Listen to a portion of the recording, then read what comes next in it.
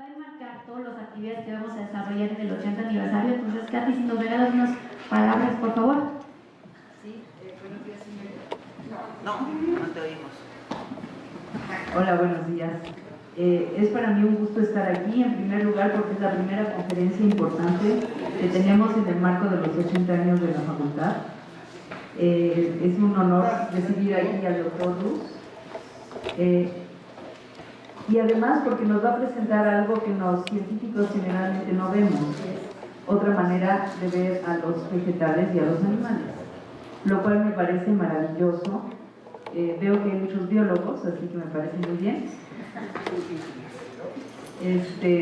A lo mejor aprendemos, yo desde luego todo, pero también ustedes ver las cosas desde otro punto de vista y desde otra, no solo otro punto de vista específico, sino otro punto de vista global de cómo ver al universo y cómo ver al mundo. Así que muchas gracias por estar aquí y estamos muy encantados de todo lo que nos vas a contar.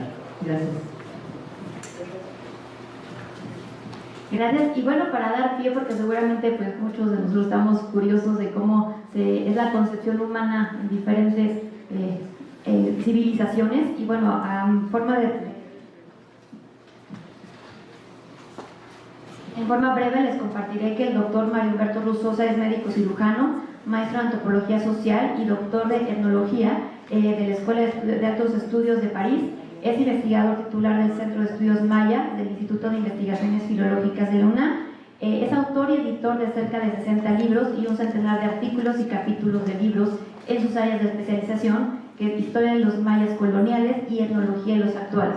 Ha realizado trabajo de investigación histórica y lingüística histórica acerca de etnias e idiomas de Mesoamérica en archivos de México, Guatemala, España, Italia, Francia, Ciudad del Vaticano y Estados Unidos. Su trabajo de campo ha llevado primordialmente en Chiapas, Tabasco, la península de Yucatán y Guatemala. Profesor de las universidades del país, la Escuela Nacional San Carlos en Guatemala, la Complutense en Madrid, la Estatal de Nueva York, INALCO, Flaxo, Ecuador y varias instituciones nacionales, además de la propia UNAM. Ha dirigido numerosas tesis de licenciatura, maestría y doctorado. Es miembro del Sistema Nacional de Investigadores nivel 3, académico de número de la Academia Mexicana de la Historia y miembro de la Academia Mexicana de Ciencias, la cual le concedió en 1992 el Premio de Investigación en Ciencias Sociales. En 1989 obtuvo el Premio Francisco J. Clavijero como Mejor Investigación de Historia del INAH. En 1999 recibió el Premio de Chiapas en Ciencias y en 2002 el Premio de la Universidad Nacional en Investigación en Humanidades de la UNAM. En 2018 la Universidad de Ciencias y Artes de Chiapas le concedió el doctorado honoris causa. Doctor, enhorabuena, bienvenido, muchas gracias.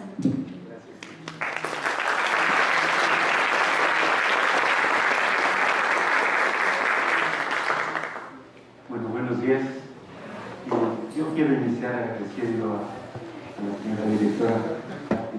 Muchísimas gracias por la invitación y, como habíamos acordado, este será el inicio de una relación que esperamos sea muy fructífera entre Filológicas, que es el instituto más grande de humanidades de la UNAM, y la Facultad de Ciencias, que es la facultad más importante de este país.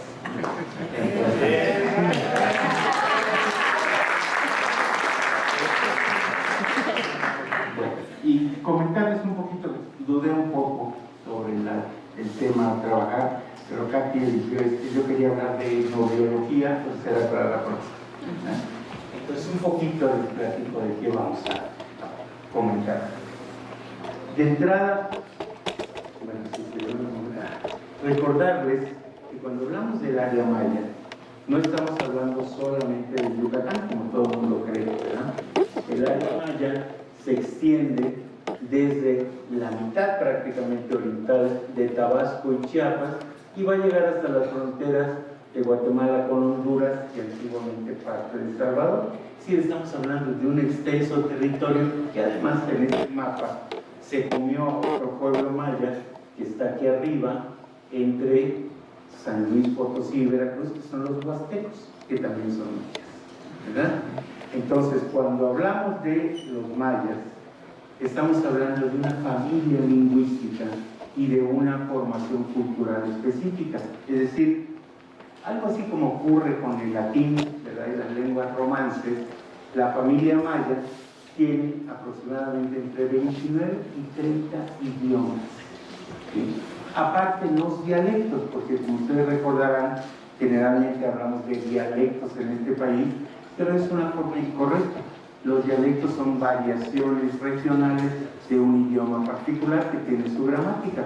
Y aquí estamos hablando de todo este grupo de lenguas que es el tronco maya con diferentes subfamilias, ¿verdad? Es como si dijéramos el francés, el catalán, el romano, el italiano.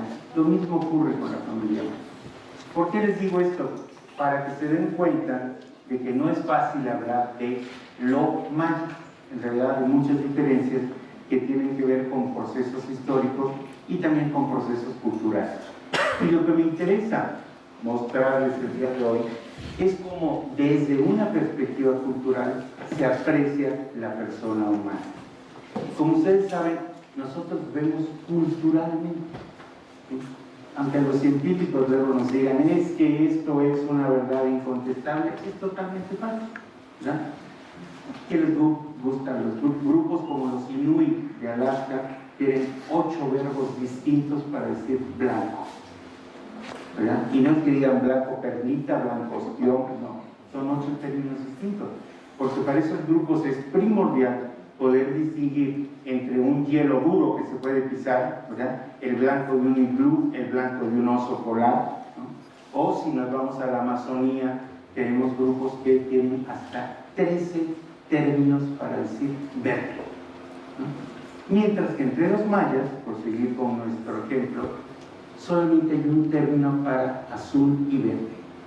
Los mayas no hacen diferencia entre esos dos colores, al menos no lingüísticamente hablando.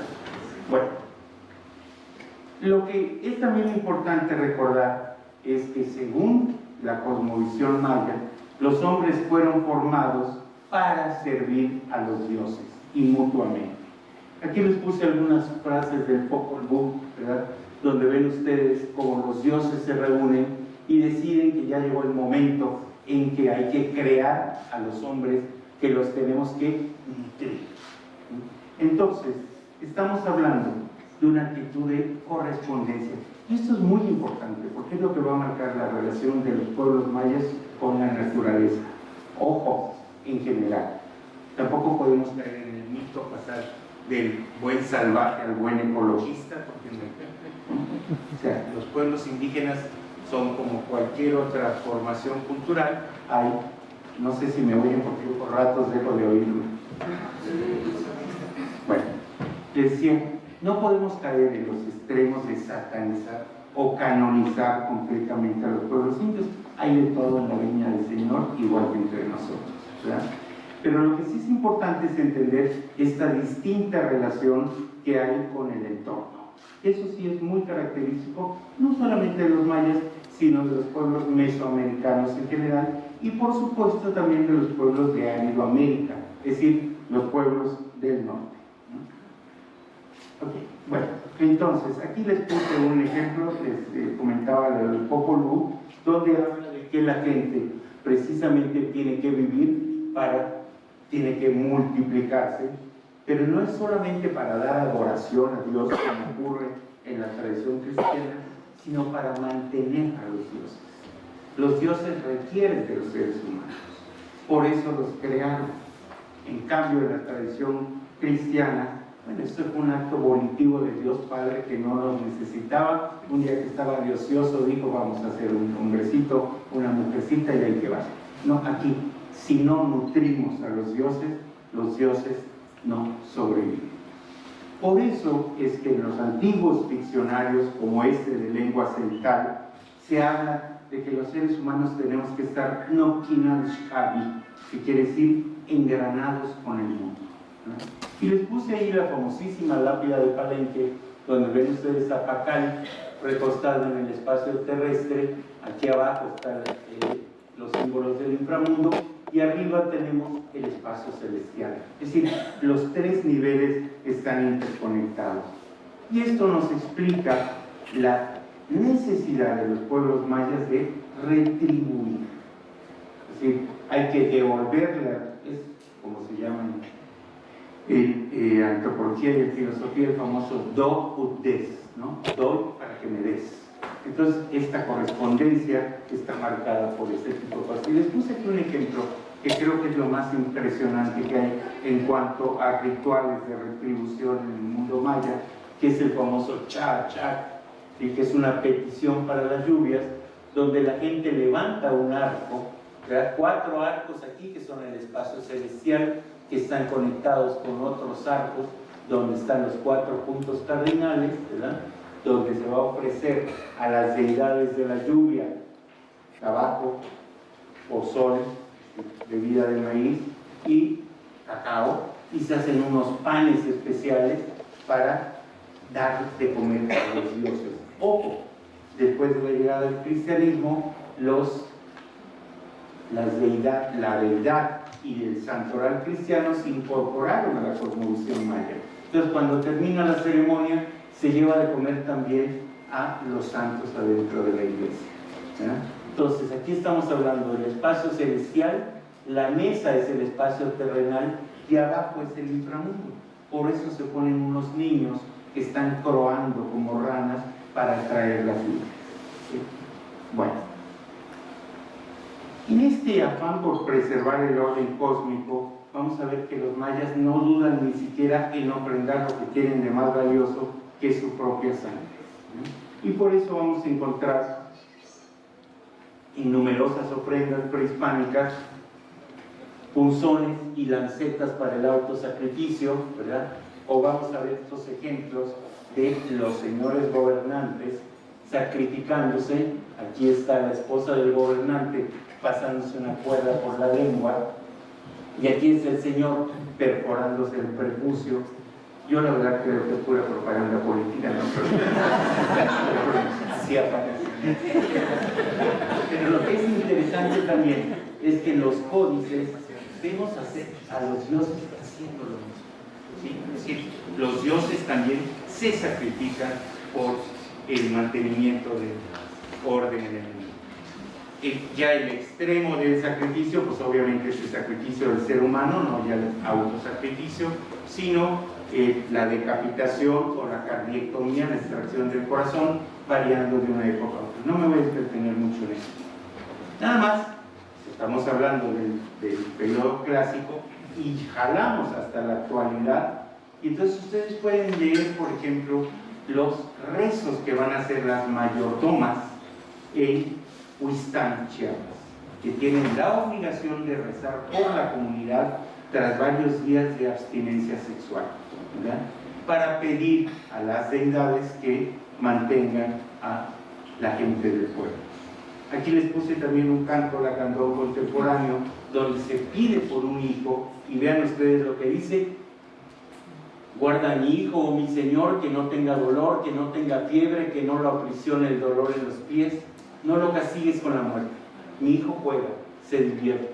Cuando crezca, él te hará ofrenda de pozol, él te dará ofrenda de copal. Cuando crezca, te dará tortillas, cuando crezca, te hará sacrificios. Es decir, es, si a ustedes les parece, una especie de chantaje, ¿verdad? O sea, cuídamelo, porque él es el que te va a mantener finalmente. Bueno, otra cosa importante es que en las lenguas mayas tenemos distintos clasificadores, ¿sí? Y esto sí, ya vamos a entrar al asunto del concepto de la persona. Les puse el ejemplo del maya yucateco porque es el más sencillo, solo tiene 3 clasificadores. Aquí tenemos el primer clasificador, es el, que es para seres inanimados. Es decir, ustedes, para decir un libro, una roca, tienen que decir el, un, ¿sí? Es decir, tiene que ir ese clasificador que está mostrando que esto está inanimado. Pero vean lo interesante, el siguiente clasificador, tul, que es para seres animados. Y ahí entran los hombres, los dioses y los animales, porque participan de elementos vitales que son similares. Y eso platicaremos ahorita. Hay un tercer clasificador que está desapareciendo junto con el cambio climático, ¿verdad? Que es Kuul, que es un clasificador para seres en reposo como los árboles. Porque en la concepción maya, los árboles son seres que están sentados, el ku y kur, sentarse, ¿verdad? Tienen los pies hundidos en la tierra, son las raíces, pero va a llegar un momento en que se vuelvan a incorporar y retornen a ser humanos. ¿Sí? Es decir, estamos en ciclos de cambio.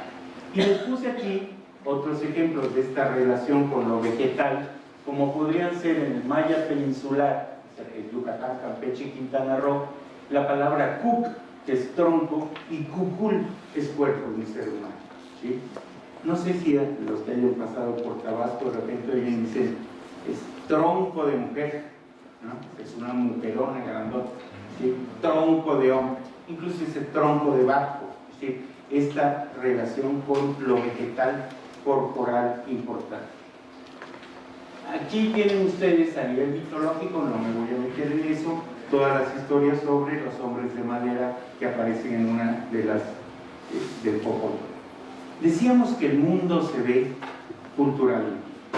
Y entonces les puse un ejemplo que es de lo más sencillo, ¿verdad? Porque todos hablamos de la Vía Láctea, ¿de dónde viene la idea de la Vía Láctea? Ustedes recordarán que Zeus, que era medio retozón, se acostó con Alcmena y tuvo a Hércules, pero Hércules era semidios, entonces para que pudiera ser dios completo necesitaba ingerir leche de una diosa. Y entonces Zeus mañosamente, cuando la diosa Hera estaba medio dormida, fue y se lo acercó al seno, ¿sí? Y Hércules la mordió. Entonces la diosa retiró el seno y se derramó la leche. Por eso es la Vía Láctea. ¿Sí? Es decir, es un camino de leche. Pero vean ustedes en unos cachiqueles qué es la Vía Láctea. Se llama Rubén Palama, es el camino de la tortuga. ¿Sí? Porque tiene que ver exactamente con el trazo que dejan las tortugas cuando van a desovar. Entonces,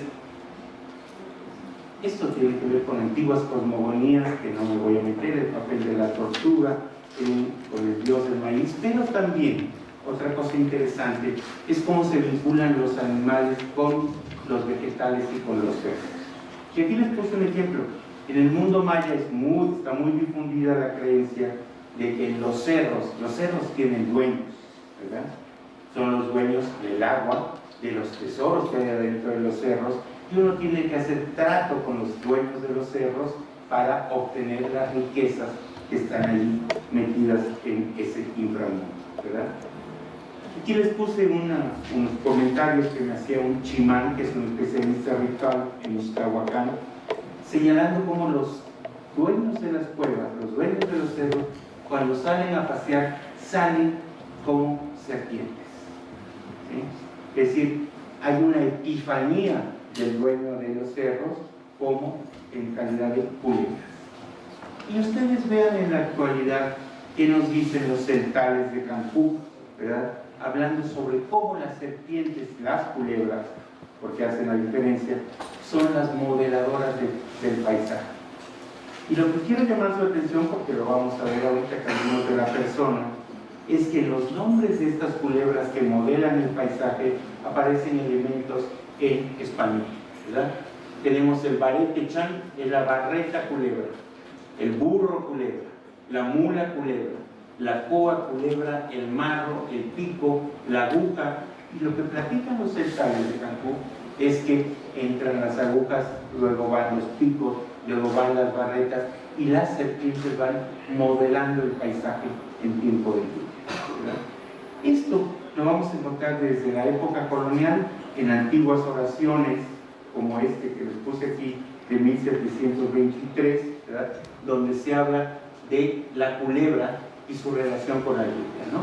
Entonces, la culebra y el viento y la cometa cayó en la culebra y yo abracé el infierno a depender de entretener el agua. Ese es un conjuro para alejar las lluvias, para que no inunden demasiado el campo y vean hasta dónde mandan la lluvia, ¿no?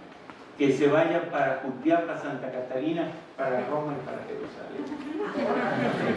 ¿Sí?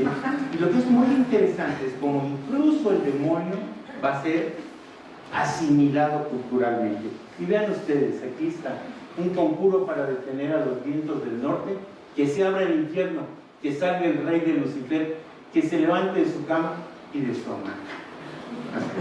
En el mundo maya el diablo duerme en la hamaca. Bueno, no me entretengo con esto. Entonces, ahora vamos sobre los cuerpos. Así como el paisaje y la cosmovisión modelan, ¿no?, el entorno que estamos viendo, también los cuerpos son modelados culturalmente. Les puse aquí unas fotos de distintos pueblos mayas y recordarles, ¿verdad?, que el principal componente tangible es la carne. ¿Sí? Pero esta carne está hecha de maíz. ¿Sí? Por eso es que les puse ahí cuerpos vegetales, porque se considera, aquí en el Popol Vuh se nos habla de que el maíz fue revuelto con la sangre de la danta y la culebra. En otras cosmovisiones como Teltán, Tzotzil, Tocolabal, solo se habla de maíz. Y eso nos explica en que se considere que el cuerpo está construido de maíz sólido, o sea, las tortillas y los tamales, mientras que la sangre se forma con bebidas de maíz como el pozol y el atole. Lo demás no es alimento, ¿no? No son alimentos formadores, como ellos dicen, son gustos, ¿no? Y esto que suena como a un mero dato curioso, es muy importante, por ejemplo, desde el punto de vista médico. Porque cuando ustedes tienen un enfermo con un híleo paralítico que uno sabe que no puede tomar nada de estas cosas de pozol, tamalitos y demás, hay que pelear prácticamente, ahí luchar con la familia para que no le lleven la comida. Y a mí me pasaba, le llevaban en escondidas en la noche, porque decían, doctor, ¿y cómo va a sanar si no está comiendo maíz? O sea, no puede levantarse si no come maíz. Bueno, otra cosa interesante es que la persona también está vinculada con los genitales, y ahorita regresaré sobre eso, es decir, la posibilidad de la descendencia. Y como ustedes ven en Tocolabal, en Tzotzil, en particular en Sinacantla, ¿verdad?, ahí tenemos que hay un mismo término para tres cosas distintas: procrear, hacer tortillas y desarrollar actividades políticas. Es decir, el universo femenino, el universo masculino y la conjunción de ambos. ¿Okay? Mientras, les puse un ejemplo que no tiene nada que ver con los mayas, pero tenemos aquí a un lado, que son los otomís, ¿verdad?, donde la comparación se da estrictamente con el pene. El pene es una analogía cultural del hombre. Tiene ciclos de crecimiento, de clímax y de cadencia. Sin erección, dicen los otomís, es como un niño. Durante el coito llega la muerte y después se queda como el antepasado primordial, envejecido, ajado y agotado. Es decir, como incluso partes del cuerpo son consideradas con ciclos de vida particulares. Otra cosa importante es la relación entre el cuerpo humano y el tiempo. Entonces puse aquí en maya yucateco, para decir ser humano se dice huinic, ¿sí? Y huinic está relacionado con huinal, que es el mes antiguo de 20 días. ¿Por qué? Porque son 20 los dedos del hombre. Entonces todo el sistema maya es vigesimal porque está calcado sobre los 20 dedos del hombre. Él les puse algunos de los términos marcadores del tiempo. Tienen el huinal de 20 días, el solquín, que es de 260 días, el calendario solar, de 13 por 20, los tunes, que es otro, de 360 días. Recordarán que los mayas tenían varios tipos de calendarios, 18 por 20, una medida muy común, que es el catún, son 360 por 20, los bactunes, porque los mayas medían bactunes, pictunes y demás, 144.000 días, son 360 por 20 por 20. Es decir, el elemento característico de lo humano, que son los 20 dedos, va a aparecer hasta en los sistemas de medición. Cuando llegan los españoles, van a dar varias descripciones sobre los pueblos indígenas, y en el caso de Yucatán llama mucho la atención Fray Diego de Landa, el famoso Fray Diego de Landa, segundo obispo de Yucatán, que fue el que quemó los códices, pero fue el que tuvo a su cargo también parte de la evangelización. Él deja una descripción sobre los yucatecos, y ven ustedes, habla de los hombres, son gente bien dispuesta, altos, recios y de mucha fuerza. yo creo que Fray Diego de Gata tenía como 1.25, porque siempre los yucatecos altos. Los yucatecos dicen que el yucateco promedio mide 1.42, pero también hay chaparros. Y vean cómo nos describe a las mujeres grandes, ¿no? Dice, son de mejor disposición que las españolas, más grandes y bien hechas. Entonces, para que vean que todo depende, todo se ve culturalmente hablando. Y otra cosa que les va a llamar la atención, por supuesto, es esta costumbre de los mayas de aplanarse la frente. No me entretengo. Bueno, si dijimos que lo importante del ser humano es que se reproduzca para que pueda seguir manteniendo a los dioses, al menos es el pretexto, ¿verdad? Pues tiene que ver con un desarrollo importante de los lenguajes de la seducción. ¿Cómo se seduce? Si ustedes revisan, por ejemplo, los Huehuetlacol y náhuatl, van a ver que entre los náhuatl lo que gustaban eran las mujeres de ancho volumen, tipo Rubens, esas, ¿verdad? Entre los mayas va a haber variaciones. Uno de los principales puntos para seducir son las envolturas del cuerpo, ¿verdad? Y el cuidado del cuerpo. Cualquiera que haya ido a Yucatán se habrá percatado de lo limpios que son los mayas yucatecos en su persona. Curiosamente, no en sus viviendas o en sus terrenos, ¿no? Estamos haciendo un proyecto con ASIC sobre, que se llamó Domesticar la Biodiversidad, trabajando con comunidades mayas en Yucatán. Y me acuerdo mucho que por urgencias propias de la próstata a mi edad, pedí permiso para salir al patio, ¿no? Entonces, cuando regresé, el señor estaba platicando con mis alumnos y les decía, es que me acaban de limpiar todo el patio. Y yo le dije, ¿y le cobraron? Y me dijo, sí, ¿por qué? Porque está todo sucio. Y me dijo, ¿cómo sucio? No está sucio. Recogieron todos los chilibes y todas las hojas, todos los palitos y todas las hojas. Y dije, sí, pero está lleno de botes de clarasol, ¿sí? De tal. Y me dijo, eso no es basura, es plástico.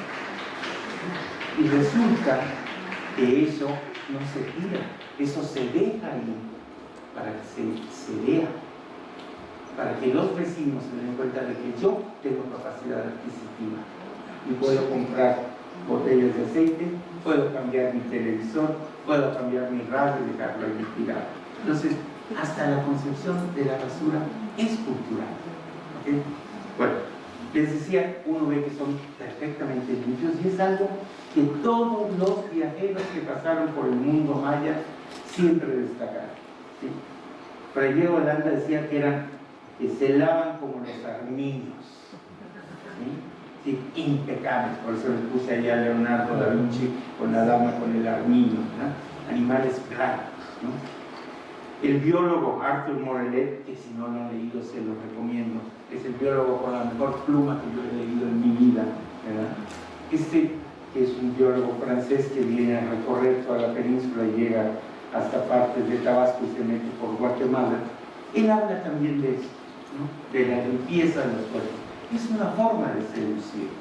Incluso otra gran viajera en Yucatán, a la que no le hemos hecho justicia, la emperatriz Carlota, describe y siempre habla de que las mujeres son parecidas a vestales con velos millos y los hombres van con camisolas y pantalones igualmente blancos, ¿no? Y le dice a Maximiliano, porque aquí en Yucatán todo es blanco hasta el suelo.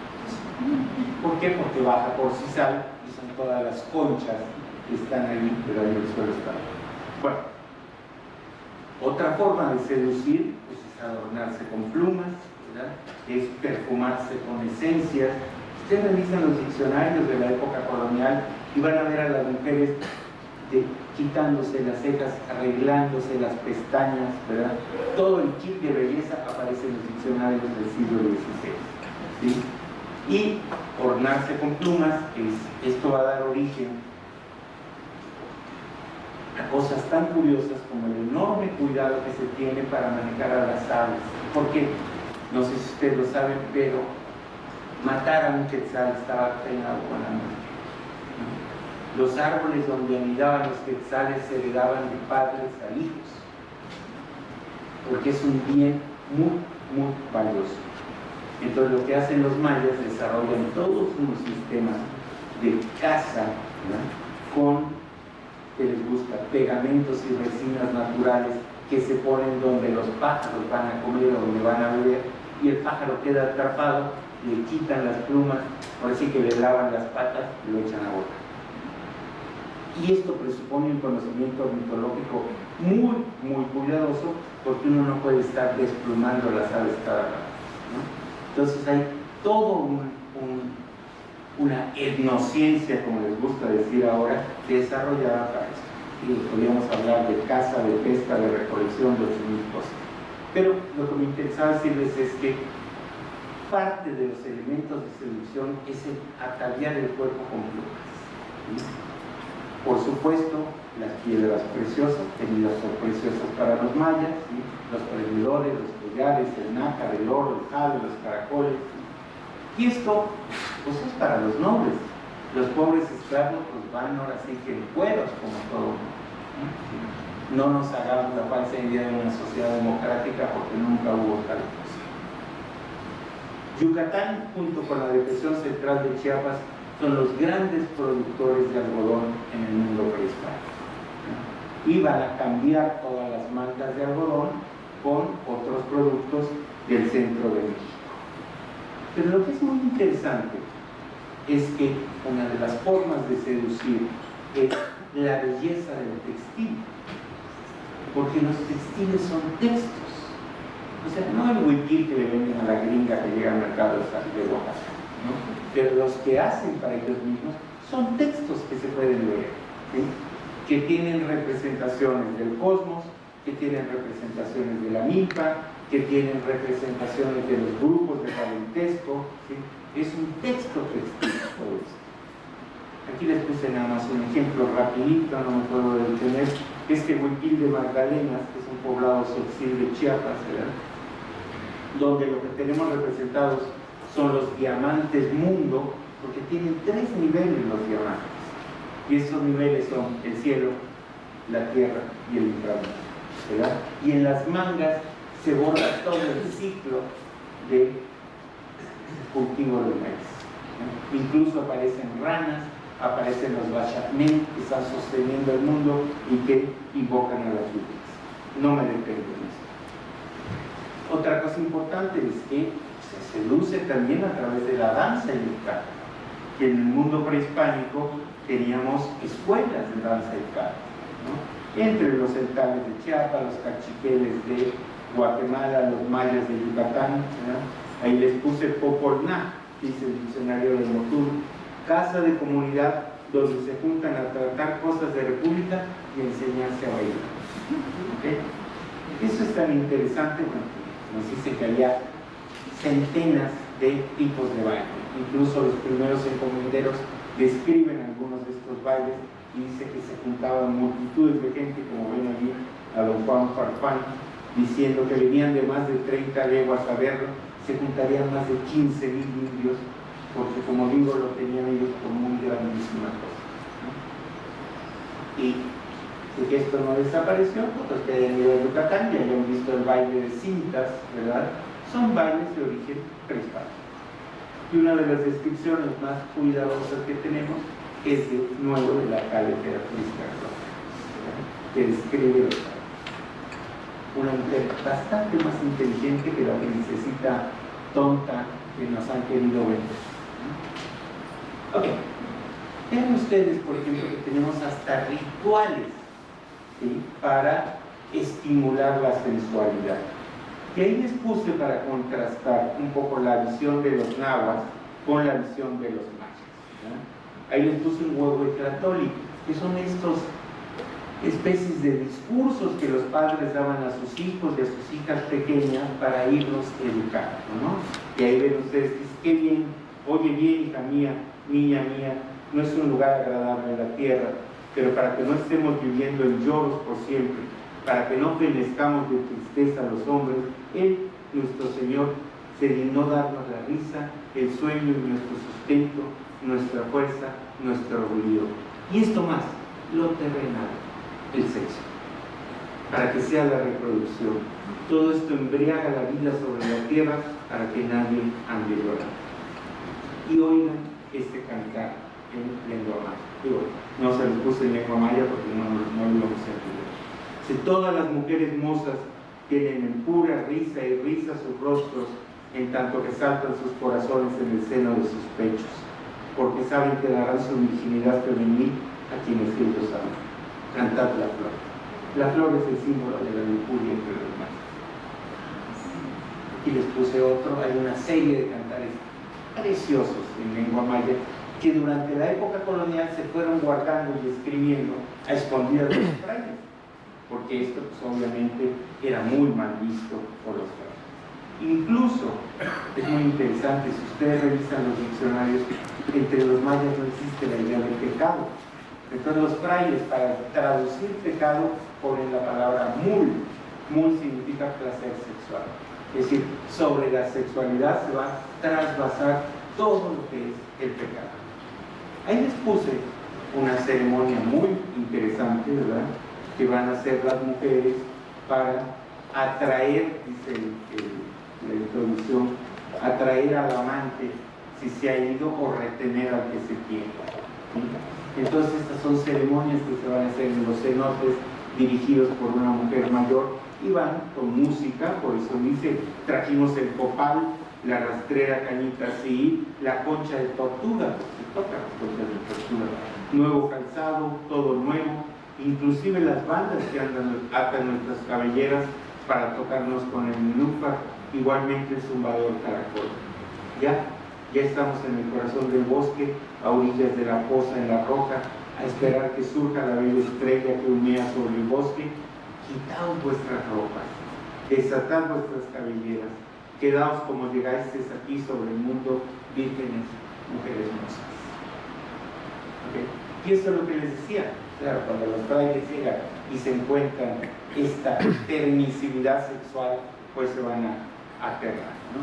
Pero aquí también uno se da cuenta de que la aprehensión que hicieron de lo que estaban viendo no siempre fue la correcta. Y les puse un ejemplo hasta abajo ahí con Rosa, ¿verdad?, que ellos ponen Spitzbonen Jotan, es un término occidental, y lo ponen en latín, porque todo lo que tenía que ver con religión y con sexualidad se escribía en latín, para que los indios no lo entendieran. Y entonces ponen cum multis ambulante, o sea, la que anda con muchos, cum multis ambulante. Y luego, en otro diccionario un poquito más parco y directo, dice puta. Pero si ustedes se fijan lo que dice allí, lo que dice en central es culebrea su corazón. Es decir, son afectos que cambian de un lado. Es decir, las imágenes son totalmente distintas.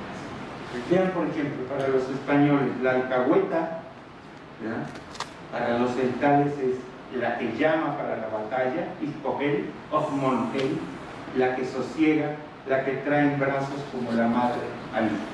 Es decir, el binomio del sosiego y la batalla, el placer sexual. Es una concepción un poco distinta. No me entretengo, si a alguien le interesa luego estas oraciones para que se diga mujer en la época colonial, que esas se venderán a la salida. Pero lo que es muy interesante es que vamos a encontrar hasta menciones al demonio para conseguir mujer, ¿no? Estas son oraciones que van a ser recogidas por la Inquisición y van a estar también algunas de las recetas para conseguir mujer. Por ejemplo, ¿te acuerdan ustedes que el chocolate siempre fue tenido por afrodisíaco, ¿verdad? Incluso hay tratados, el Tratado de Marradón de 1611 sobre las virtudes del chocolate, si es frío, si es caliente, si altera los humores melancólicos, los flemáticos, etc. Bueno, pues aquí hay una de las recetas para conseguir mujer. Había que escoger 2 tablillas de chocolate, se las metía uno debajo de los hombros y se dormía con ella, y dándoselas a beber a la mujer que quisiese. Con esto la conseguiría torpemente. Yo creo que caían desmayadas y todo eso. Y después, ya con esto termino la parte del cuerpo, lo que es la poesía maya contemporánea, porque de los mayas hay excelentes poetas, ¿no? Y entonces aquí les puse con unas imágenes del periodo prehispánico, que esto es de Calakmul, ¿verdad? Y aquí tenemos a Petra Hernández López, una poeta tzotzil, dice: ya hablé con tu cabeza, ya hablé con tus huesos, te llamé ya con tu boca. Ok. También hay lenguaje sexual disfrazado, por ejemplo, en los carnavales, ¿verdad? Entonces, si ustedes ven ese lenguaje jocoso en el carnaval de Chamula, ¿verdad? En lugar de hoyo, cueva y lugar, ponen vagina, y en lugar de hueso y músculo ponen pene, entonces entiende uno lo que están diciendo. Estírate hueso, estírate músculo, recuerda tu lugar hueso, recuerda tu lugar músculo, no dejes tu cueva músculo, no dejes tu cueva vaciado. Ok. Llega la tradición cristiana. ¿Cuál es el concepto de persona que tenemos? Ustedes recordarán que en el cristianismo pasamos por dos etapas. Primero tenemos una concepción trinaria del cuerpo, que es la que va a manejar San Agustín. Es decir, hay cuerpo, que es el corpus, hay neuma y hay psique. Hasta que llega Santo Tomás de Aquino y dice: no, solamente el cuerpo y alma, ¿no? Neuma y psique están conectados, ¿verdad? Porque, pero el alma, dice Santo Tomás, ojo, tiene tres facultades: vegetativa, animal y racional. ¿Okay? Entonces, por aquí hay algunas cosas que se van a calcar sobre los conceptos. Vean nada más la cantidad de componentes que puede considerar un maya que tiene la persona. Desde el cuerpo, ¿verdad?, hasta el aliento vital, ¿sí?, pasando por el alma, que obviamente es un préstamo del español, el A, que ahorita vamos a ver, la sombra es parte de la persona, ¿verdad?, el nombre es parte de la persona. Por eso nos dice Landa que a los niños no se les revelaba su nombre, sino que hasta que tenían cierta edad y lo podían guardar. ¿Por qué? Porque recuerden incluso a nivel de vudú y todos estos conjuros que podemos hacer sobre los nombres pintados en los papeles, ¿no? El nombre es parte de la persona. Por eso también es que los mayas insisten en que a un recién nacido que muera hay que ponerle nombre aunque no se haya bautizado, porque si no, ¿cómo lo vamos a llamar para el Día de Muertos? ¿Verdad? Tenemos también el Hua. ¿Qué es el Hua? La mancha mongólica. Pues resulta que la mancha mongólica es parte del ser humano, ¿verdad?, y de la persona. ¿Por qué? Porque según los yucatecos el Hua se mueve. Incluso cuando ustedes quieren ofender a alguien en Yucatán, dicen: se retentó su Hua, o sea, le salió lo indio. ¿Sí? Entonces el Hua también es parte. Y aquí nos vamos a detener un poquito más la tona y el nahual, que generalmente nosotros equivocamos, y digo nosotros, antropólogos incluidos, y son dos cosas distintas. Ahorita lo vamos a ver, pero la tona es el animal compañero, ¿sí? El nahual es el animal en que me transformo. De hecho, nahual viene del vocablo náhuatl, nahuali, que quiere decir grupo que se transforma. Lo que ocurre es que el grupo se puede transformar en su propia tona, entonces de ahí viene la confusión. Bueno, vamos rapidito. Aquí les puse el maya peninsular, ¿verdad? Los componentes que tienen ustedes, por ejemplo, el cuerpo está dividido en partes, y los elementos intangibles, hay dos corazones en maya peninsular: el corazón físico, ¿verdad?, y el corazón formal, que se llama. Tenemos el aliento vital, tenemos el Pishán, ahorita regresamos sobre esto. La fuerza es un componente del ser humano, el pensamiento también, y el juicio, la razón y el doble animal. Ok. Lo más complejo que se ha encontrado, porque se ha estudiado con mucho más cuidado por un antropólogo español, Pedro Picac, es la concepción de la persona en el pueblo de Cancún, Chiapas, entre los centrales de Cancún, ¿verdad? Y aquí van a ver ustedes, es realmente muy enredado, porque hay tres tipos de alientos vitales: el ave del corazón, el chulel y el lago, ¿verdad? El ave del corazón es como dicen, es como un hálito, como algo que se tiene un huevo que mueve el corazón. Por eso llama ave del corazón, es un ave que allí vive. Ahorita vamos a ver qué tiene que ver esto con la explotación en la agricultura. El chulel es una sombra que tiene perfil de cuerpo humano, pero no tiene carne ni huesos. Ahí está la memoria, ahí están las emociones, ahí están los sueños. Pero lo increíble es que este chulel tiene un doble que está en las montañas. O sea, estamos aquí y al mismo tiempo estamos en la montaña, ¿sí? Donde hay milpasombras, hay manantiales sombra, hay ahora hasta televisores sombra, hay helicópteros sombra, se van modernizando las montañas, ¿no? Sí, pero sí, todo lo que tenemos aquí tiene un doble que está en la naturaleza. Y cuando hacemos algo en contra de la comunidad, cuando transgredimos alguna norma, lo que hacen los cuidadores de esos chuleles que están en la montaña es sacarlos del corral para que queden expuestos al daño. Es el castigo. Y el LAP, esta es una cosa interesantísima, porque esto, si ustedes revisan los diccionarios muy tempranos, van a ver que el LAP dice que es una cosa que causa espanto y maravilla. Pero resulta que ahora el LAP, dicen los centales de Cancún, es como un gas, ¿verdad?, que uno tiene, que comparte con los animales, con los fenómenos atmosféricos, ¿verdad?, y que puede tener elementos como serpientes acuáticas, las que vimos hace rato, con cabezas de machete, de hacha, de tijera, ¿sí? Pues hay rayos que disparan con mosquete, y sobre todo hay ovejas, cabras, escribanos, sacerdotes, clérigos, jesuitas, obispos, aquí puse los nombres: escribano, padre, jesuita, obispo, ranchero. ¿Qué son estos? Estos son los elementos de la época colonial. Vean ustedes los metales, ¿verdad?, las ovejas, ¿sí?, animales que vinieron con los españoles, y todos los religiosos y autoridades civiles que explotaban ahí. Por eso el LAP ahora es parte del ser humano y se come el corazón de las personas. Se come el ave del corazón. Dicen que tiene un gran apetito por las gallinas del corazón.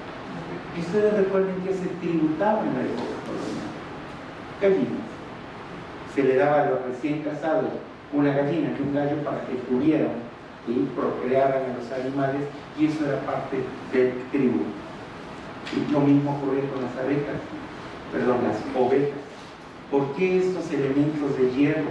Porque existía un mecanismo que se llamaba el repartimiento, donde los españoles iban a los pueblos de indios a vender machetes, asadones, palas, ¿sí?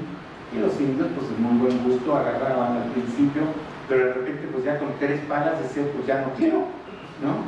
Y se los aventaban en la puerta y lo pasaban a cobrar con cacao, ¿ok?, porque el cacao tenía muy buen mercado. Entonces esto se fue incorporando desde la perspectiva del indio al cuerpo para causarle daño. Incluso lo peor que ustedes pueden hacer es, antes de morir, heredarle el LAP a los hijos de sus enemigos para que se les coma. Bueno, no me detengo. Es nada más para decirles que cuando empieza el ser humano a ser humano, pues varía de una comunidad a otra, ¿no? Pero los que hayan venido a Saramago, vean la última parte, esto de los centales de Amatenango, que están pendientes cuando alguien muere para atrapar el alma y poder hacerse curanderos. Y recordarán el libro de Saramago, donde se van juntando, ¿verdad?, los alientos de los muertos para mover los globos aeroestáticos. Decíamos de la sombra. ¿Qué pasa con la sombra? La sombra en los diccionarios nos dice, antiguamente, nos dice Fray Tomás Coto, usaban de Ninoc o Natuk, que es la sombra, para hablar del alma. ¿Sí? Sí, es un componente de la persona. Y los mayas yucatecos tienen una idea espectacular de esta lagartija Schumperskin, a la que le basta morder la sombra de la cabeza de una persona para provocarles dolor de cabeza y hasta la muerte. ¿Ok? Es decir, la sombra es parte de una persona. Y lo más interesante, sin lugar a dudas, es lo del alter ego prehispánico, porque esto sí nos habla de los vínculos íntimos entre la naturaleza y los humanos, ¿verdad? ¿Qué es esto? Esta es la creencia de que cuando una persona nace, dependiendo del día calendario en que nazca, va a recibir un animal compañero, con el que comparte características. Si es un conejo, va a ser rápido; si es una serpiente, va a ser astuto. Y son siempre animales americanos. Nadie tiene perros, ni gatos, ni vacas como alter ego, que son animales europeos, no entran en el camino.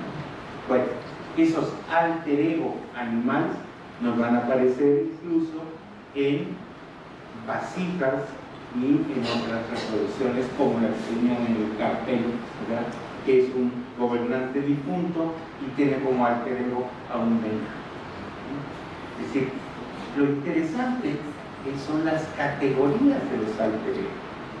Los más importantes son el jaguar y el colibrí. ¿Por qué? Porque uno es la representación del sol nocturno y el otro la representación del sol diurno. ¿Sí? Y conforme la gente se va haciendo más poderosa, por ejemplo los grupos o incluso los especialistas rituales, los cuidadores, ¿verdad?, va adquiriendo más alter ego animales, ¿verdad? ¿Cómo lo vieron esto los españoles? Ahí tenemos unas declaraciones del obispo de Chiapas, Francisco Núñez de la Vega, diciendo que estos brutos creen que tienen un animal que los acompaña, en lugar de pensar que Dios nuestro Señor nos dio un ángel de la guarda.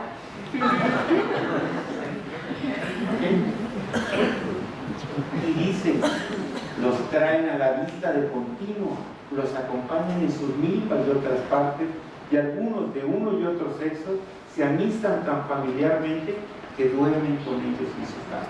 Es decir, y aquí pasamos a la acusación de íncubos y súcubos, ¿verdad?, porque se está teniendo relaciones con el demonio. Lo interesante, es que esto está vinculado con los calendarios, ¿verdad?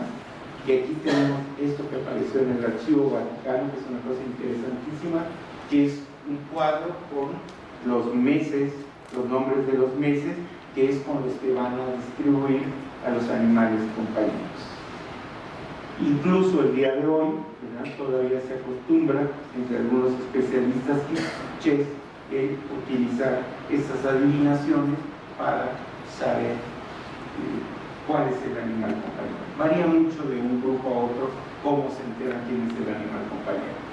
Pero aquí les puse algo que realmente es único, y es una declaración de este Chimán Iztahuacán con Sebastián Ordoño, que me decía que al principio el niño tiene mucho miedo porque pues, es un animal, no lo conoce, pero poco a poco va entendiendo.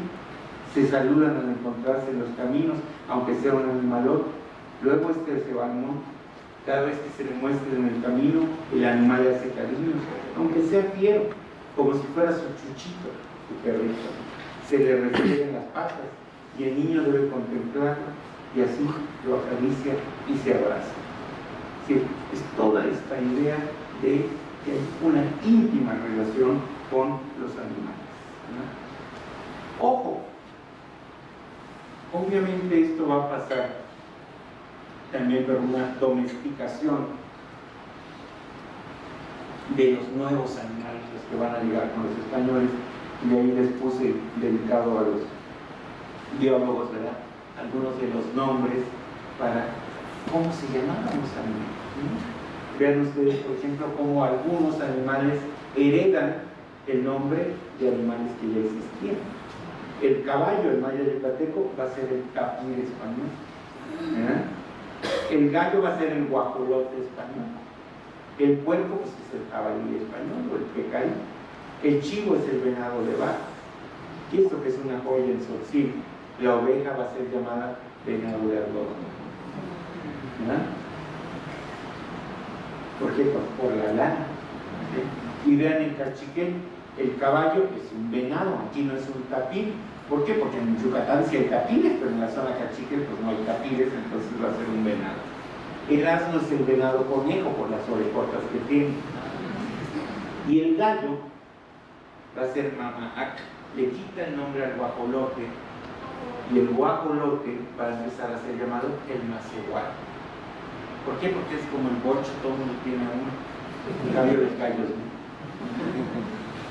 Rapidito, aunque ustedes no lo crean, para los mayas, los santos más poderosos son los que tienen animales compañeros. ¿Sí? Santo Domingo con su perro, Santa Lucía con su ovejita, San Marcos con el león, y hay en el siglo XVIII un arzobispo ilustrado, Cortés y Larraz, que se da cuenta de que los indios van a las iglesias a reverenciar a los santos que tienen animales. Dice que les quiten todo el animalero, y ustedes van a Guatemala todavía y van a encontrar muchas estatuas sin los animales acompañados. Lo mismo va a pasar con la ceiba, no me detengo en mucho, ¿verdad?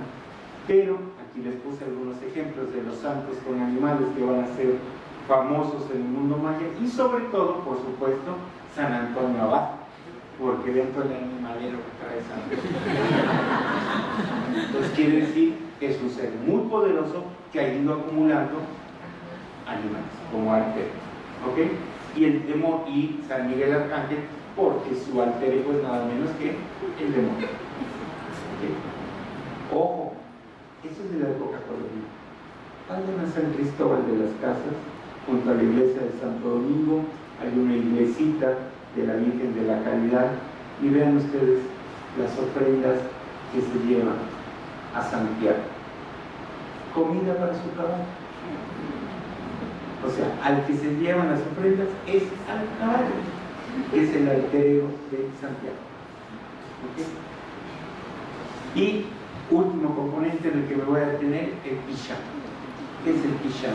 El pichán es, según esto, la envoltura, pero es una envoltura que cuando uno muere se despliega y queda afuera.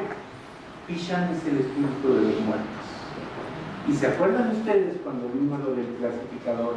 Que el Tul es para seres vivos, para dioses, animales y muertos. ¿Okay?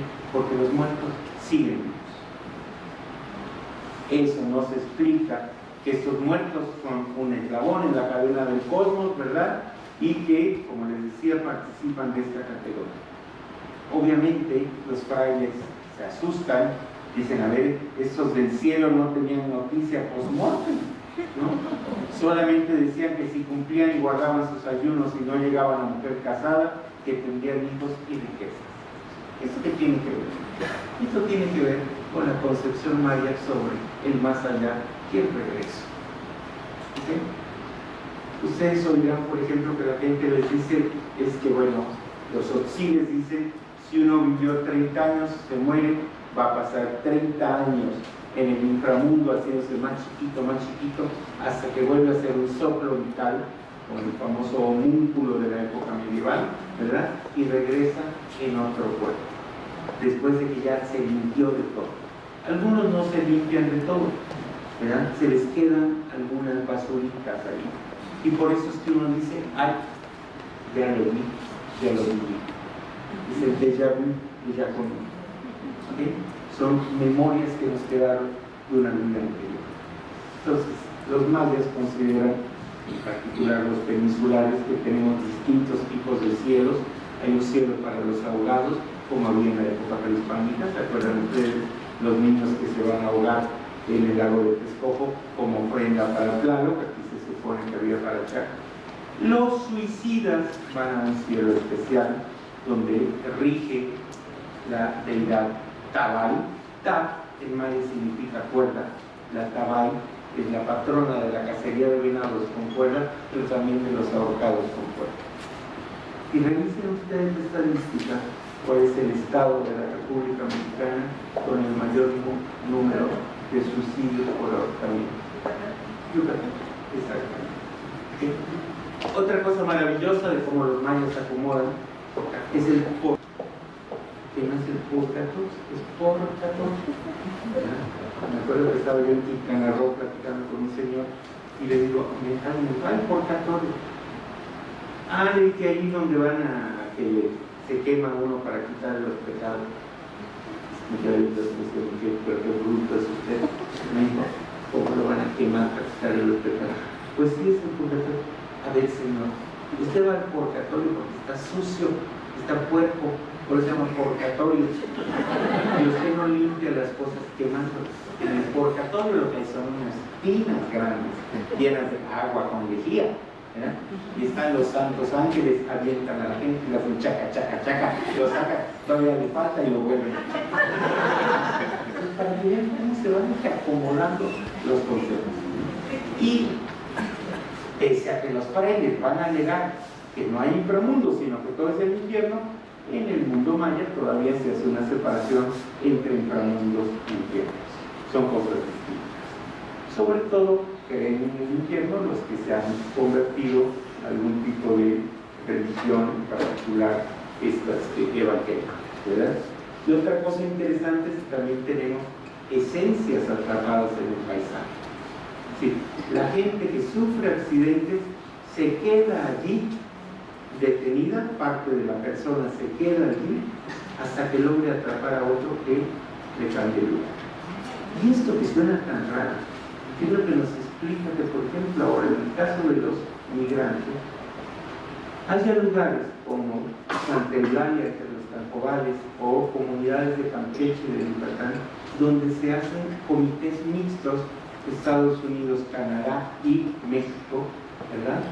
Para que en caso de que alguien muera, se van a traer los restos, pero en caso de que haya sido una muerte violenta, se le paga el avión a un especialista ritual para que vaya a recoger la parte de la persona que quedó en el sitio accidental. ¿Okay? Bueno, un detalle interesante también es que entre los mayas todavía se dice que hay un cielo para los lactantes. Y si ustedes revisan, ¿verdad?, algunos de los códices náhuatl, la época prehispánica, ¿verdad?, tenemos que en el Xochimilco había un árbol de los pechos, ¿verdad?, porque hay una gran ceiba y los niños están colgados mamando de los senos de la ceiba. Aquí lo que les comentaba del purgatorio, ya no me detengo en los abogados de la buena muerte. Y sí termino nada más hablándoles rapidito sobre los cementerios que son otras ciudades, ¿ya? Son ciudades en espejo.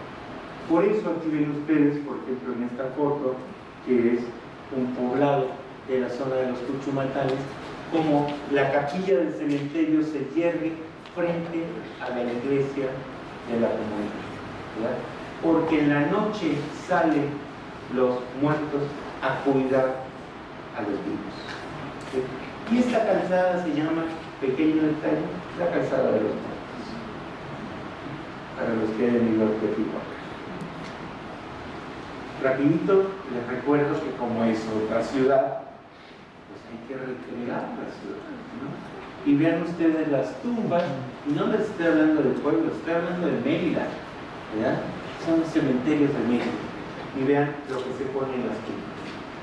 Las casitas mayas, incluso con su hamaca y su guitarra de ¿okay?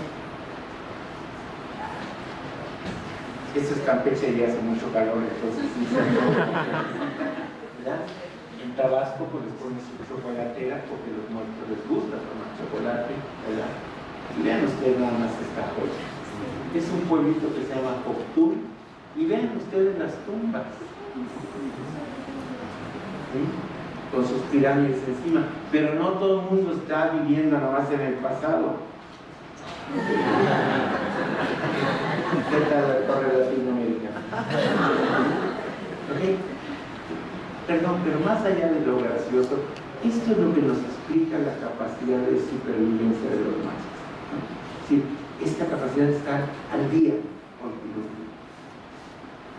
Aquí ustedes pueden hacer un recorrido por el panteón y se van a dar cuenta, bueno, no sé qué tan buen albañil era don Nemesio Cawich, pero de qué era albañil no tengo duda. ¿Sí? Entonces, esto es una tradición que viene de los gremios de la Baja Edad Media, de poner en las tumbas los instrumentos de trabajo. Y vean esto, no se alcanza a ver muy bien, pero don Manuel Iskaya está criando su cerdo y doña Josefa, su mujer, los está vendiendo en el mercado. ¿Okay? Yucatán exportaba fibras, el área maya exportaba enequén, ahora exportamos mano de obra.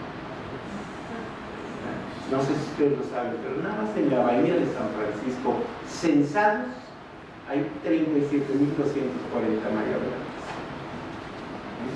Sí, es una exportación de mano de obra y ahora ven ustedes las tumbas. Esta es la cuestión familiar, los muertos tienen que vivir en casa, pues siguen viviendo juntos.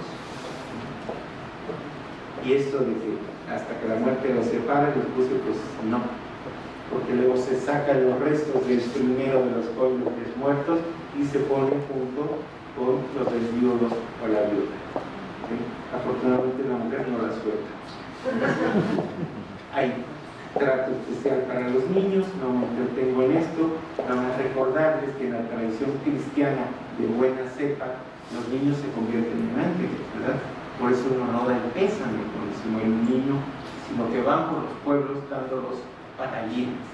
En Guatemala todavía se acostumbra. ¿Sí? Se van a felicitar a la familia porque ya tienen un nuevo angelito. Y como están vivos, los muertos, pues se les llevan biberones a las tumbas. ¿Okay? Muñecas, muñecos, carritos, ¿sí? Hasta su cachita, como.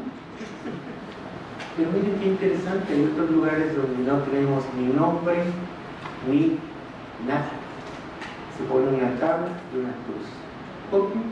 Porque la gente va a realizar. Entonces, ¿para qué le estás poniendo nombres?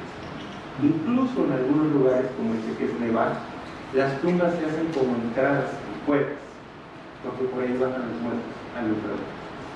¿Okay? Y a los muertos se les reza, se les invoca. El pichán es una parte importante de la vida comunitaria porque es el componente de la persona que después de muerto sigue auxiliando. Entonces hay capillas completas en el área de los Cuchumatanes para hacer los rezos a los antepasados, para irles a preguntar si conviene que se venda una tierra, si conviene casar a alguien con otra persona, etcétera, etcétera. Ok, rapidito, a los muertos hay que nutrirlos, ¿verdad? Hay que nutrirlos desde el punto de vista sensorial, por eso hay que pintar las tumbas y arreglarlas, ¿verdad? En Xochitepeques se mandan, ellos dicen barrinetes, que son como nuestros comentas, como los papalotes, ¿verdad? Con letreros en la cola para invitar a los muertos a venir para los días de muerte. También se ofrenda copal, se ofrenda humo de velas, se alimenta el oído con plegarias, ¿verdad? Y con música. Y también con alcohol y con refrescos, que son niños, y con comida. Es una cosa interesantísima los que hayan ido a Yucatán en tiempo de muertos, que hayan probado los pibes, que son los tamales para el día de muertos, como el zacahuil o el teco, ¿verdad? Y vean ustedes cómo se hace el tamal. Es un tamal hecho de maíz, casi todos los tamales, pero que tiene adentro un col que se llama, que es como una salsa de chamel de maíz, que se tiñe con achiote, y entonces ustedes la ven y parece sangre, ¿verdad? Entonces es un cuerpo de maíz con sangre de maíz, ¿verdad? Que se va a amortajar en hojas de plátano y se mete bajo tierra, ¿verdad? Y luego va a resucitar y eso es. Y la cosa más interesante es cómo se resucita el tacto. Pues hay bailes especiales, sobre todo en la Oaxaca, ¿no? Para que los muertos vengan a bailar. Pero la gente se pone máscaras con los nombres de los muertos grabados atrás y vean el parlamento de la danza. Dice: padre, ahora todo va bien, sus hijos están entre usted, salga entre los muertos, salga de su prisión, salga del cepo, salga a la luz del día, porque ya vienen sus vestidos, sus trajes ya vienen, salga un poco a los rayos del sol Ustedes, nuestros antepasados, celebraron el baile y nos lo dejaron para que lo celebremos. Aquí estamos sus retoños, aquí estamos sus hijos, les van a liberar de su prisión, les van a liberar de su cárcel, porque han decidido bailar. Y ahora sí prometo que aquí acabé. Nada más algo para los que hayan visto en el canal de las estrellas, algo que le partieron su mandarín en capo, que es un ritual en el Camino Real de Mérida a Campeche, donde, como el suelo no permite una inhumación muy profunda, se exhuman los restos a los 2-3 años, se vuelven a poner en el panteón, ¿sí? Y vean ustedes. Entonces ahí están los restos de los familiares que para Día de Muertos se limpian, ¿sí? Entonces se limpia hueso por hueso. Aquí ven ustedes incluso un bebecito que lo están limpiando. Ahí están sus calcetines, ahí están todas las piernas, ahí está la gente limpiando, y todavía algunos con cabellos, ¿verdad? Y que limpian los cráneos. Me cuenta una historia muy bonita, porque cuando estaba viviendo la primera vez me quedé medio pasmado. Entonces estaba una visita limpiando un cráneo, entonces le dije, ¿y con qué lo limpia? Eso el antropólogo preguntó inocente. Se le va a hacer, no lo tienes visto, ¿no? Entonces, ¿de dónde vienes? De México. De México. Está limpiando el cráneo. Ahí es donde llevan comida para comer en el panteón. Sí, le dije. Y dice, guay, desde susto, hermano. ¿Qué costumbres más raras tiene la gente? Ya que se limpiaron los huesos, vean ustedes cómo se acomodan las tumbas, se limpian, se arreglan, porque van a venir los difuntos, y ya nada más. Se tejen los paños, se bordan los paños y se ponen los cráneos de los antepasados. La gente va a platicar con ellos, ¿verdad? Y lo que es más importante, se les presenta a los niños. ¿Okay? Entonces van su tío fulano, tu abuelo prendano, tu tía azúcar, ¿verdad? ¿Por qué? Porque son ellos los encargados de mantener el culto a los muertos. Porque si no mantenemos ese culto, entonces la vida no puede continuar. Pues muchísimas gracias y muchísimas gracias.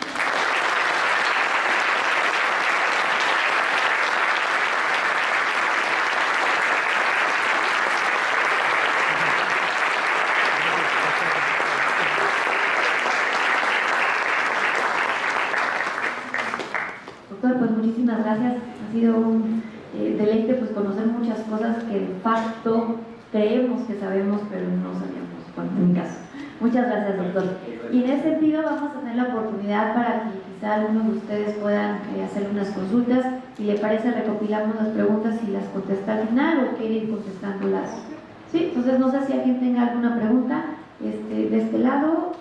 ¿Quién más tiene por allá? Dos, no sé. Bueno, si quieren empezamos por la de aquí abajo, le acerco el micrófono, pero que se cruce, y ahí después vemos la de arriba, por favor.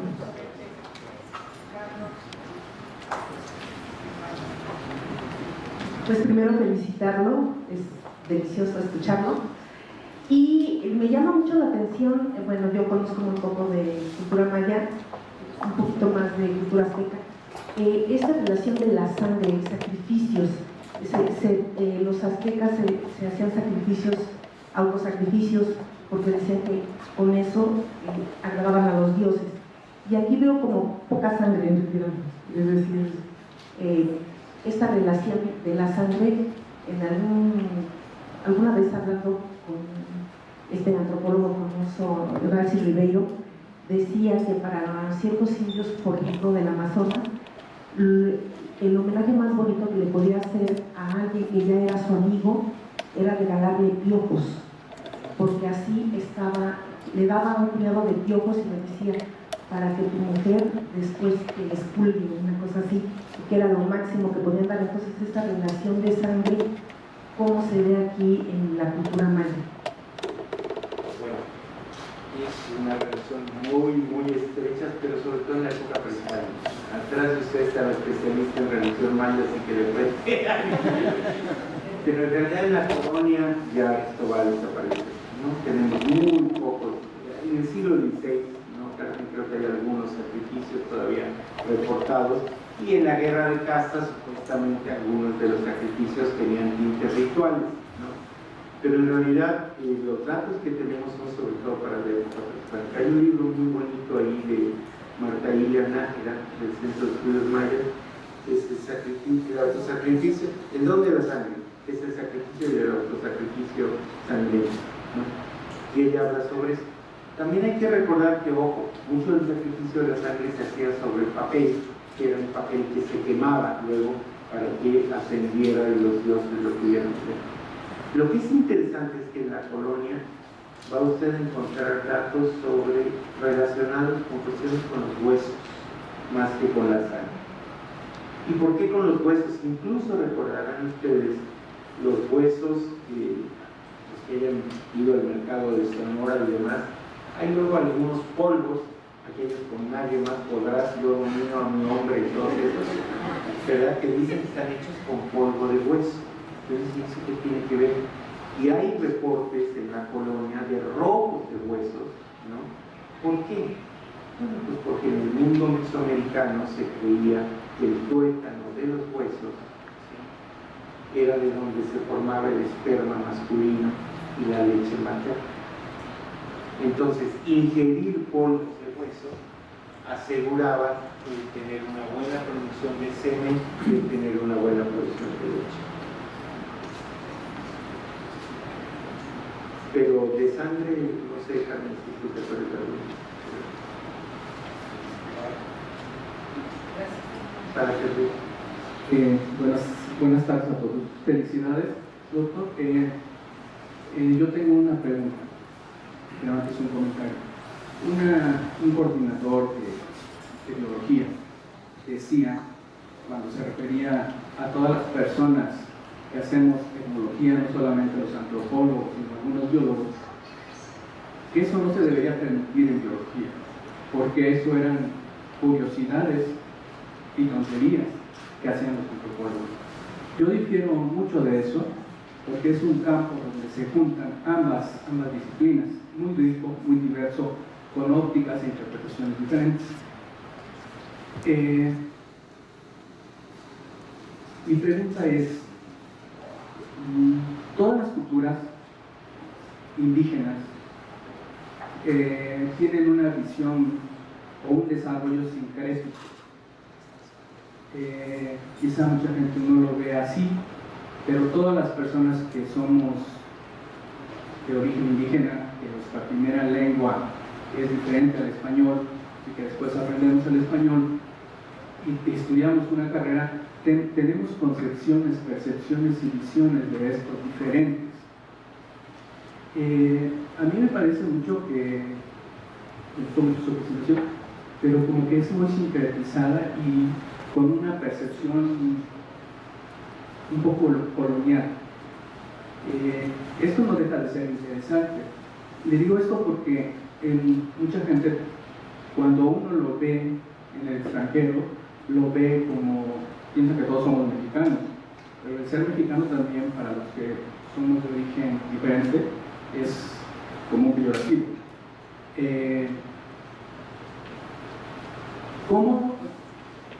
¿Cómo usted visualiza esto entre la unión entre la biología y la antropología? Esto es sumamente interesante porque creo que es un trabajo que se tiene que hacer multidisciplinario, transdisciplinario. Bueno, son varias preguntas.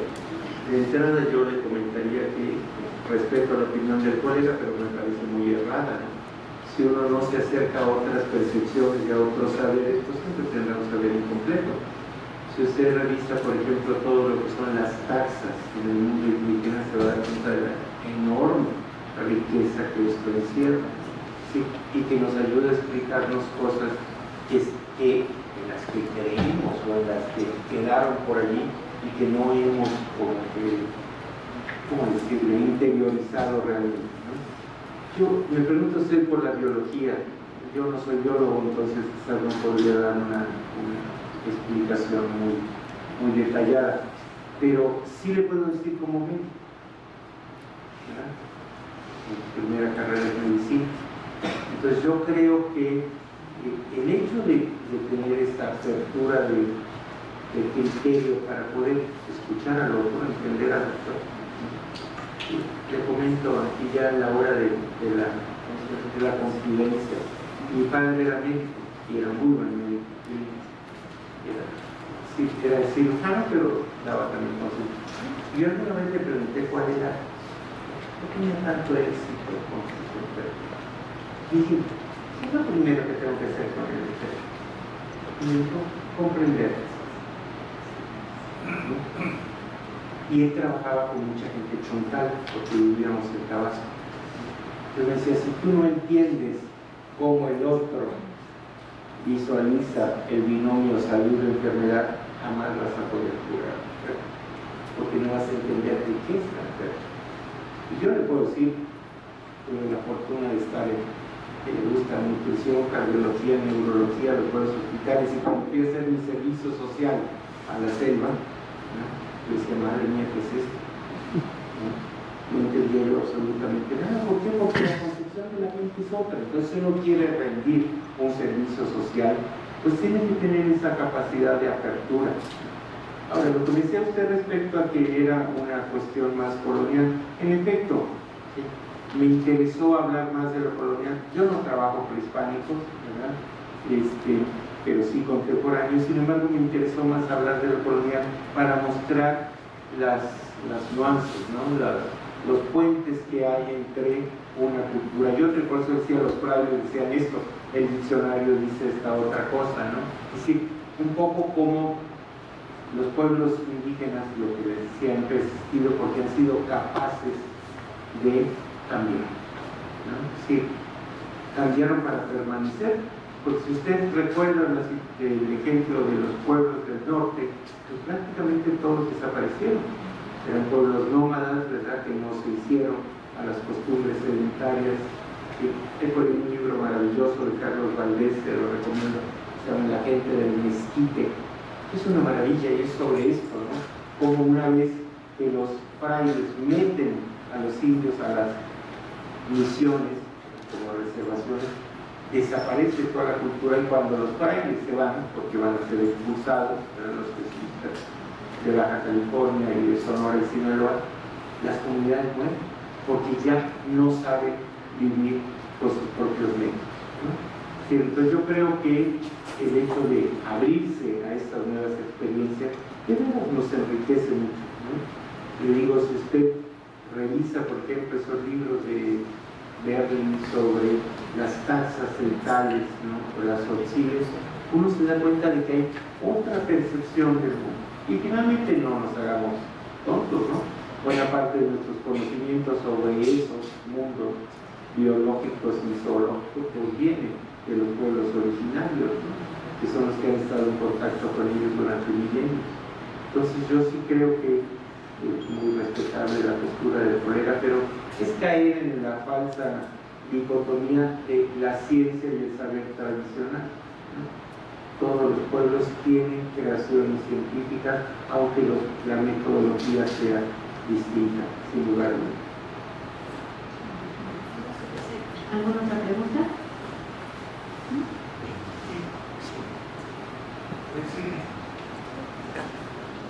Está bien ahí.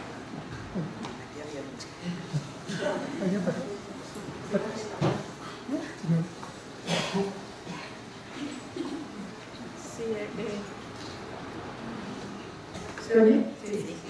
Sí, mire, yo soy bióloga, maestra de la Facultad de Ciencias, he sido maestra de Ecología, a los biólogos y actualmente a los alumnos de ciencias.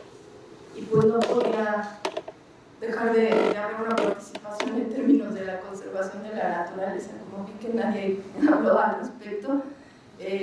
Me gustaría nada más que mi inquietud va hacia,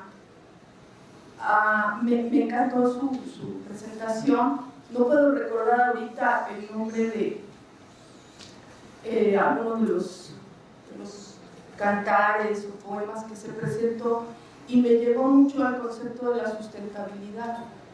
Y pues simplemente pues estoy manifestando mi inquietud y mi interés porque este tipo de temas sean pues más lo cotidiano en el programa de biología, de ciencias de la tierra, en los programas científicos relacionados a la naturaleza, en términos de que, pues, por ejemplo, a muchos alumnos ahorita de ciencias de la tierra les interesa mucho la parte social, la parte de ¿qué quieres ser? Yo quiero ser educadora ambiental.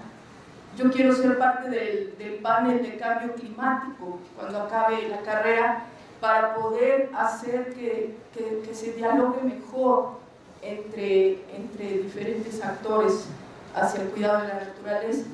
Y bueno, pues qué mejor que historiadores, antropólogos, que nos enseñen realmente la visión de pues, nuestros antepasados de estas etnias hacia el cuidado de la naturaleza y cómo hacer que haya personas en donde renazca, aunque me suene un poquito romántico lo que voy a decir, que renazca esta ave en el corazón para que desde el punto de vista de cualquier persona, del ciudadano, del biólogo, del científico, del antropólogo, del maestro, del indígena, pues realmente nos demos cuenta que estamos viviendo pues, en donde vivimos y poder preservar y cuidar mejor nuestro planeta. Gracias. Y nada más sobre lo que señala sustentabilidad, totalmente de acuerdo. Pero ahorita que decía algo sobre ciencias de la tierra relacionado con la pregunta anterior, yo creo que, por ejemplo, si ustedes revisan los sistemas clasificatorios de suelos y tierras en el área maya peninsular, ahí vamos mucho más allá de las rencinas, glitosoles, gliosoles. Hay 34 componentes diferenciales. ¿Sí? ¿Por qué? Porque para la gente de la península es importante no solamente la tierra, sino el tipo de piedra. ¿Sí? Porque como el humus es tan escaso, sobre todo en la parte norte, entonces la gente tiene que saber si la piedra es porosa, si se puede romper con facilidad para abrir un hoyo y de ahí poner la planta. ¿Cierto? Entonces es que hay un mundo de conocimientos que yo creo que deberíamos recuperar antes de que se pierda, porque mira se está perdiendo. Y ahí sí coincido con lo que decía el colega, este es un trabajo definitivamente interdisciplinario. Lo tenemos que hacer mucho más allá del chorro de interdisciplina para venderle a CONACYT, ¿no? Realmente hacer trabajo conjunto, porque ustedes nos pueden enseñar muchísimas cosas que nosotros ignoramos, ¿no? Y nos pueden ayudar a acercarnos mejor a la comunidad y sobre todo poner ese conocimiento al servicio de las comunidades, ¿no? Porque no se trata solo de entender y atesorar el conocimiento, sino de ponerlo en práctica para que usted dice, bueno, a ver, ¿por dónde va el sustentable? Insisto, sin caer en el romanticismo de creer que todos, por ser indígenas, ya son buenos ecologistas. Totalmente falso. La presión económica es tan fuerte. Yo pongo un ejemplo. Yo trabajé en una tal área de las Cañadas, que quizás oyó usted nombrar en el 94. Bueno, ahí, por ejemplo, todos los apoyos gubernamentales eran para tala y siembra de pastura. ¿Sí? Entonces la gente talaba porque pues necesitaba comer y no había apoyos para agricultura, pues entonces necesitamos esas malditas vacas que necesitaba un hectárea por cada vaca, y no le digo Yucatán. Vean el grado de avance de los pastos en Yucatán, es impresionante, ¿no? Entonces, pero la gente se ve obligada porque no hay otra manera de sobrevivir, ¿no? Entonces, yo sí creo que es urgente que hagamos algo, ¿no? Digo, todos lo sabemos, pero de unirnos. Por eso yo decía que tenemos que juntar a las ciencias con las humanidades urgentemente, porque eso también tenemos que decirlo.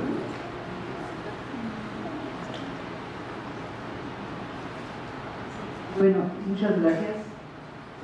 fascinante tu plática. Efectivamente, el doctor Ruiz y yo nos conocimos en una de las reuniones del Consejo Universitario y entre las discusiones que tenemos es cómo modificar esto que tenemos en la UNAM. La UNAM se hizo con carreras disciplinarias muy bien dirigidas, incluyendo la Facultad de Ciencias, ¿no? Los físicos generalmente no saben de biología, los biólogos no saben de física o de matemáticas, llevan un poquito, pero no hay esta idea holística para entender las cosas. Está cambiando con el tiempo y nos tenemos que pelear a veces con la estructura rígida que tiene la UNAM para poder complementar. Afortunadamente ahora hay muy nuevas licenciaturas, por ejemplo Ciencias de la Tierra es una de ellas, en las que tratan de mezclar cuando menos disciplinas, ya no digamos saberes y formas diferentes de acceder al conocimiento. Así que muchas gracias porque es otra visión. Yo tenía una pregunta, pero no tan filosófica como la de mis colegas anteriores, es mucho más técnica. Hace años colaboré con algunos, realmente era gente que hacía de todo, pero que le interesaban todas las flautas y silbatos prehispánicos. Y resulta que son complejísimos. Y la gente trata de reconstruirlos, pero no los puede reconstruir porque no sabe cómo son por adentro. Y para saber cómo son por adentro, pues antes los rompían, con lo cual era una destrucción terrible, y ahora se usan diferentes técnicas, pero son objetos tan preciados que pues no es fácil tener acceso para ver cómo están construidos para reproducir los sonidos. Y ya que lograban reproducir el silbato, algunos me decían que no sabían cómo se usaban en la época prehispánica, que podían hacer sonidos, pero que no tenían idea. Tú dijiste que la danza era muy importante y la música era muy importante en la vida social, sabemos que hoy también es muy importante, pero me decían, y esta es una duda, parece que no se transmitió de alguna manera cómo eran las músicas y las danzas probablemente sí, pero los sonidos de los instrumentos, qué tipo de melodías o no melodías producían. ¿Tú sabes algo de eso? Tenemos una especialista en el Centro de Estudios Mayas que trabaja sobre eso, la doctora Francisca Sala, que te puede dar luego sus datos, ¿verdad? Porque hay incluso una página, ¿no? Universos Sonoros Mayas, que se llama, y ella trabaja sobre instrumentos musicales. Hasta donde entiendo no lo rompe, ¿no? Ya son los rayos Pero sí, ojo, pero lo que pasa técnicas modernas. y es que no tenemos partituras, ¿no? En realidad no tenemos. Tú ves, por ejemplo, todo lo que son las danzas de concheros y demás que te dicen que son prehispánicos, pues no está, no está. Sí sabemos qué tipo de instrumentos se empleaban, aparece tanto en reproducciones iconográficas como en textos, pero sobre las danzas. Si te acuerdas, por ejemplo, entre otras cosas, solo tenemos una obra de teatro que es Rabinal Achí, que es más, no recuerdo de Rabinal, pero no sabemos qué había detrás del acompañamiento musical, todo esto no sabemos nada. Prácticamente todo lo que tenemos está anclado en la tradición de las danzas de moros y cristianos, ¿sí? O sea, las más antiguas. Tú tienes ahí, por ejemplo, ahora las danzas del caballito blanco que se hacen en Tabasco y otro tipo de danzas, pero hasta donde entiendo que sí están haciendo pruebas, ¿no? Para ver los tipos, sobre todo las silbatos, las ocarinas que tenemos, porque hay algunos que eran de cerámica también, ¿no? Que tenemos. Pues, no sé, Carmen, si tú lo quieres ampliar un poquito ahí, la doctora. Bueno, sí.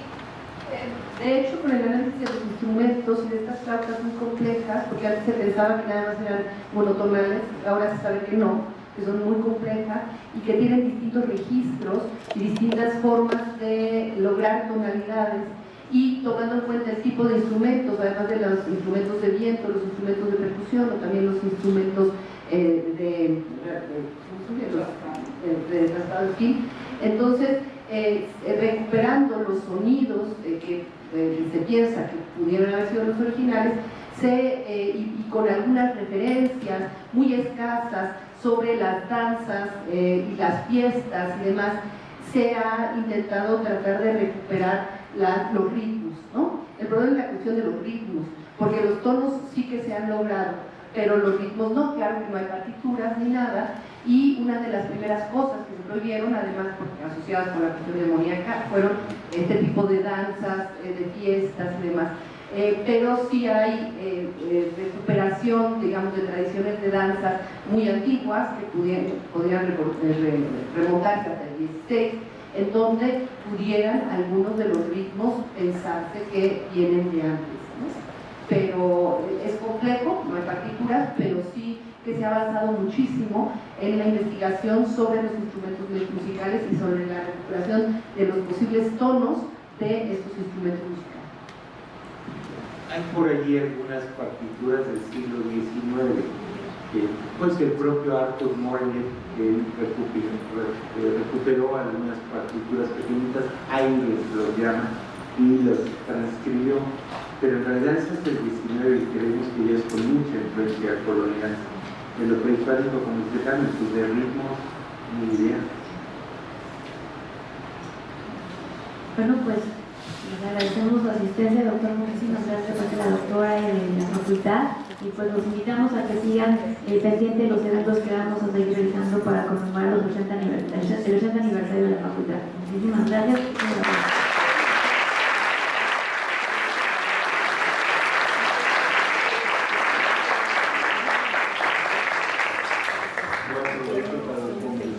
Exacto. El 25 de septiembre tenemos otra de filológicas que va a ser sobre la percepción de la naturaleza en el mundo clásico, Grecia y Roma.